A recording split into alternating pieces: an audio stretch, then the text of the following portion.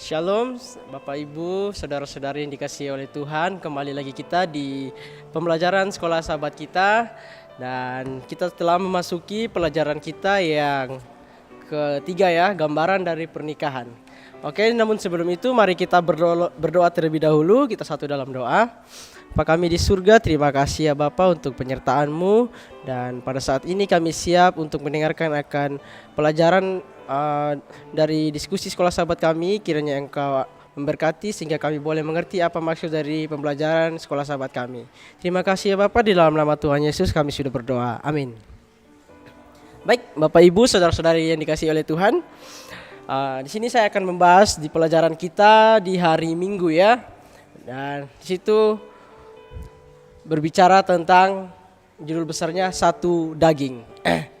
Beberapa metafora Alkitabiah menggarisbawahi kedekatan yang diinginkan Tuhan bagi umat manusia.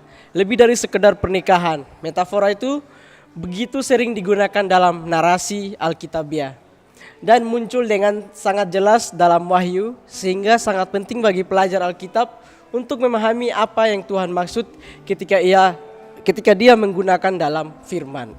Baik, jadi kita akan melihat ya apa yang dimaksud oleh firman Tuhan atau oleh Tuhan, yaitu satu daging ya. Kita akan melihat pada satu kesempatan di sini kalau kita melihat Yesus berbicara kepada orang-orang Farisi. Dia mengutip catatan kejadian tentang pernikahan Adam dan Hawa.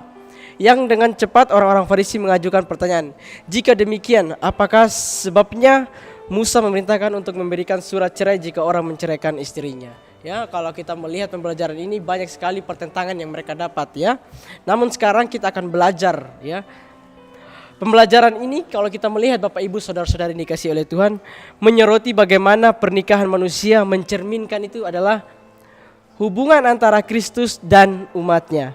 Metafora Alkitabiah tentang pernikahan menunjukkan kedekatan dan kesetiaan. Kesetiaan yang Tuhan inginkan dengan umatnya. Pernikahan ideal menurut kitab suci adalah ikatan seumur hidup yang penuh kesetiaan seperti hubungan Kristus dengan gereja. Sayangnya dosa manusia sering merusak kesucian institusi ini. Bapak Ibu, saudara-saudara yang dikasihi oleh Tuhan, kalau kita melihat kenapa sih sering terjadi perceraian mungkin sering terjadi di sekitaran kita ya, atau mungkin ada saudara-saudara kita yang terjadi ya, itu karena mereka mungkin berpikir bahwa kan bisa nanti cari lagi yang lain ya kan. Namun di sini kalau kita melihat ya apa itu arti dari satu daging ya. Melalui pemahaman yang benar dari kitab suci kita belajar bahwa tentang kasih Tuhan yang sempurna dan bagaimana menerapkan dalam hubungan pernikahan. Jadi dalam pernikahan itu Bapak Ibu tidak ada yang namanya, kalau kita melihat di dalam Alkitab tidak ada namanya perceraian. Ya kenapa? Karena sudah dikatakan dengan jelas bahwa apa yang sudah disatukan oleh Tuhan tidak bisa diceraikan atau dipisahkan oleh manusia.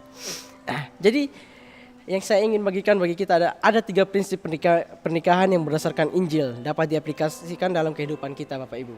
Yaitu kita harus pengampunan. Mengampuni pasangan meskipun mereka tidak layak seperti Kristus juga mengampuni kita.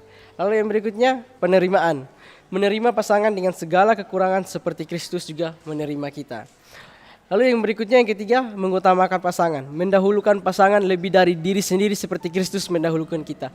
Bapak Ibu saudara-saudara yang dikasihi oleh Tuhan, kalau kita melihat dari 3 prinsip tadi ini ya, bagaimana Tuhan terlebih dahulu sudah mengaplikasikan di dalam kehidupan kita. Bagaimana Tuhan mampu mengampuni kita, Tuhan menerima kita, bahkan Tuhan juga mendahulukan kita dari segalanya itu ya. Jadi betapa pentingnya kita untuk menerapkan prinsip ini. Dengan menerapkan prinsip ini, pernikahan dapat menjadi sarana untuk mencerminkan kasih Kristus kepada dunia dan hubungan suami istri akan semakin kuat dan harmonis. Jadi apa kesimpulan dari pembelajaran kita pada hari ini, yaitu pernikahan bukan hanya tentang 2 individu, tetapi merupakan gambaran dari hubungan Kristus dengan umatnya. Ketika kita memahami prinsip Injil dan menerapkannya dalam pernikahan, kita tidak hanya bertumbuh dalam kasih, tetapi juga menjadi saksi kasih Tuhan yang nyata. Pernikahan yang baik adalah tempat di mana kasih, pengampunan, dan pengorbanan nyata terlihat seperti Kristus terhadap kita. Jika namun ingin saya bisa bantu, kalau saya mau melihat ya Bapak Ibu saudara-saudara yang dikasihi oleh Tuhan, kalau kita melihat bagaimana kisah dari suami istri di dalam kehidupan, mungkin ada orang lain ya atau saudara-saudara yang kita lihat ya, bagaimana terjadi masalah di sana sehingga mereka ada yang bercerai, berpisah ya, bahwa itu adalah bukan yang Tuhan inginkan ya. Yang Tuhan inginkan adalah ketika kita ada perkelahian atau mungkin ada suatu konflik dalam rumah tangga, Tuhan mau kita menyelesaikannya dengan secara baik-baik supaya apa yang sudah disatukan Tuhan ini agar tidak terpecah belahkan lagi ya. Biarlah dengan firman Tuhan kita pada hari ini dapat menguatkan iman percaya saya dan saudara, dan mungkin juga untuk Bapak Ibu bisa menerapkan di dalam keluarganya masing-masing. Kiranya Tuhan memberkati kita semua.